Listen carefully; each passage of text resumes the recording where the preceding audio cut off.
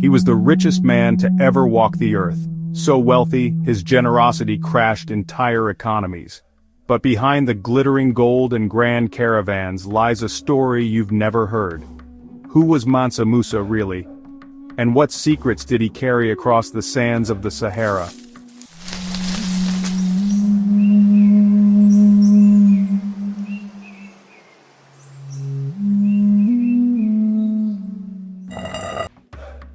The Mali Empire. The Mali Empire, from 1240 to 1645, the largest and richest empire yet seen in West Africa, was founded by Soundiata Keita, also known as Sundiata, who ruled from 1230 to 1255. The Mali capital was Niani, and the most important trading city was Timbuktu, near the river Niger, located where major waterways and land routes converged. Immense wealth was gained from acting as a trade hub between the interior and southern coast of West Africa and north of Africa across the Sahara Desert's caravan routes. Salt was a major commodity traded from the north, while from the south came gold and ivory. The empire eventually included Ghana, Walata, Tadmeka, and the Kingdom of Songhai, and ultimately stretched all the way to the Atlantic coast. Indigenous rulers adopted Islam from their contact with Arab merchants, and the Mali Empire would thus play a significant part in the spread of Islam across West Africa. Locals, or at least urban ones, were converted, which created communities that then attracted Muslim clerics from the north, strengthening the religion's grip on the region. Local leaders would even perform pilgrimages to the Islamic holy sites like Mecca, including their greatest ever ruler, Mansa Musa. Mansa Kanku Musa took power in 1312 and inherited an already prosperous Mali kingdom. He would reign until 1337. Mansa was the traditional Mali title meaning king, and Musa was the grandnephew of the founder Soundiata Keita.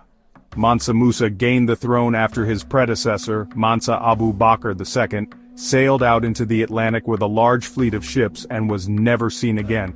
Exploration's loss was Mali's gain, and Mansa Musa, nominated to rule while Abu Bakr II satisfied his curiosity as to what lay over the horizon, would become one of the greatest rulers in the entire history of Africa. With an army numbering around 100,000 men, including an armored cavalry corps of 10,000 horses, and with the talented general Saran Mandian, Mansa Musa was able to extend and maintain Mali's vast empire, doubling its territory and making it second in size only to that of the Mongol Empire at the time. Mali controlled lands up to the Gambia and Lower Senegal in the west. In the north, tribes were subdued along the whole length of the western Sahara border region. In the east, control spread up to Gao on the Niger River, and to the south, the Bure region and the forests of what became known as the Gold Coast came under Mali oversight.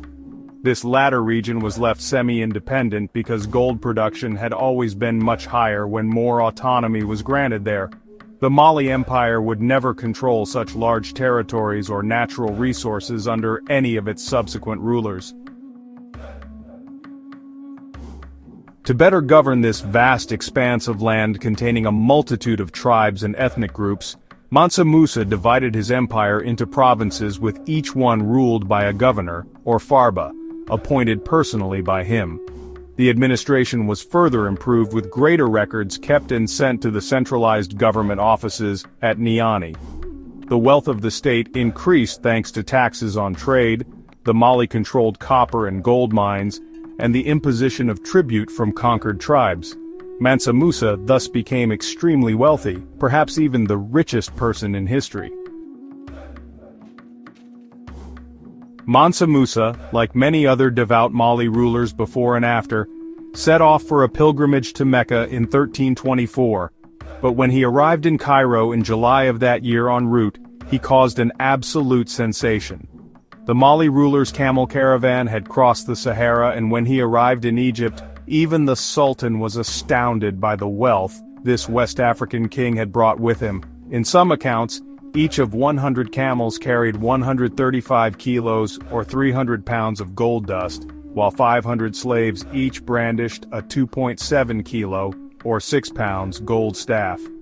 In addition, There were hundreds of other camels loaded down with foodstuffs and textiles, horse riders waving the huge red and gold banners of the king, and an impressive human entourage of servants and officials that numbered in the tens of thousands.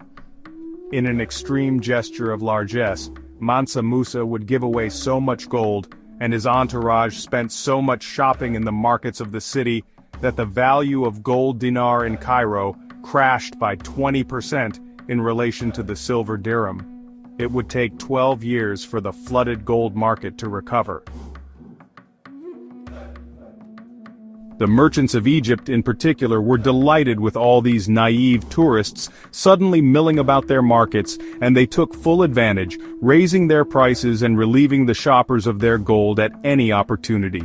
Indeed, Mansa Musa and his people so overspent that they left the city in debt, a factor which contributed to later Egyptian investment within the Mali Empire so that the merchants could recoup some of the value of the goods they had given on credit.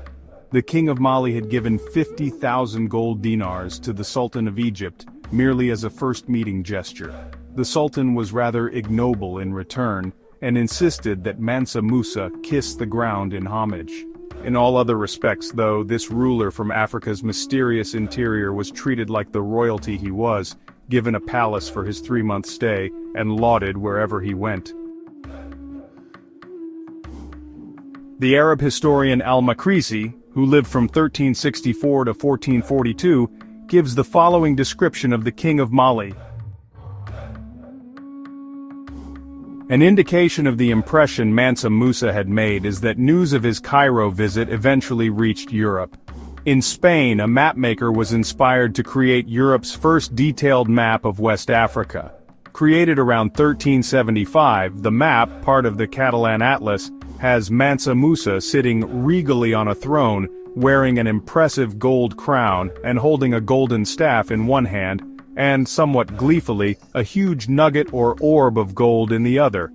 It was such tales of gold that would inspire later European explorers to brave disease, warlike tribes, and inhospitable terrain to find the fabled riches of Timbuktu, the golden city of the desert that nobody quite knew where to place on the map, even in the 18th century. After Cairo, Mansa Musa would travel on to Arabia, where he purchased land and houses, so that pilgrims from Mali who followed in his footsteps might have a place to stay. The king was inspired by the holy sights he saw there, and on his return to Mali, he built a dazzling audience chamber at Niani, and mosques at Gao and Timbuktu. These included the Great Mosque in the latter city, also known as Djinguereber or Djinguereber. The buildings were designed by the famous architect Ishaq al-Twedjin, who passed away in 1346 and was also a noted poet, from Andalusian Granada. He had been enticed from Cairo following Mansa Musa's visit there. The inducement included 200 kilos or 440 pounds of gold, slaves, and a swathe of land along the Niger River. The mosque was completed by 1330, and al-Twedjin lived the rest of his life in Mali. A royal palace or Madugu was built in the capital city and Timbuktu, along with fortification walls to protect the latter city against raids by the Tuareg, the nomads of the southern Sahara. Due to the lack of stone in the region, Mali buildings were typically constructed using beaten earth or banko, reinforced with wood which often sticks out in beams from the exterior surfaces. Mansa Musa was also inspired by the universities he had seen on his pilgrimage, and he brought back to Mali both books and scholars. The king greatly encouraged Islamic learning, especially at Timbuktu, which with its mosques, universities, and many Quranic schools became not only the holiest city in the Sudan region of Western Africa, but also an internationally famous center of culture and religious study. In addition, Mansa Musa sent native religious scholars to Fez in Morocco to learn what they could and then returned to Mali as teachers. With these education links there were two diplomatic ones with Arab states, as well as the flow of investment into Mali, as Egyptian traders and others sought access to the lucrative movement of goods across West Africa.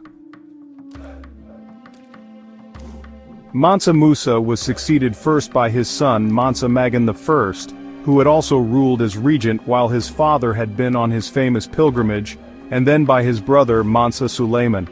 That Magan's reign lasted only 4 years, and his place was taken by his uncle, would suggest foul play, but concrete evidence is lacking. Mansa Suleiman did continue his brother's promotion of Islam, and the Mali Empire would prosper for another century or so, before new trade routes were opened up by the Portuguese. The discovery of new goldfields and access to the southern coast of West Africa meant that by the mid-15th century, Mali no longer monopolized trade in the region. Significantly, the Mali Mansas were also guilty of fighting amongst themselves as civil wars racked the empire. As a consequence, first, the Tuareg attacked Mali cities like Timbuktu, and then the burgeoning Songhai kingdom, ruled by King Sunni Ali, definitively took over most of the Mali territories in the 1460s. So when next you hear Africa, think of Mansa Musa and the type of wealth and power he controlled. Imagine if he was alive in this present day. The likes of Elon Musk and Jeff Bezos money would have been a chicken change for him, but sadly, he isn't. Well, that's it. Please don't forget to support us by hitting the subscribe button, and also leave us a comment to share your thoughts.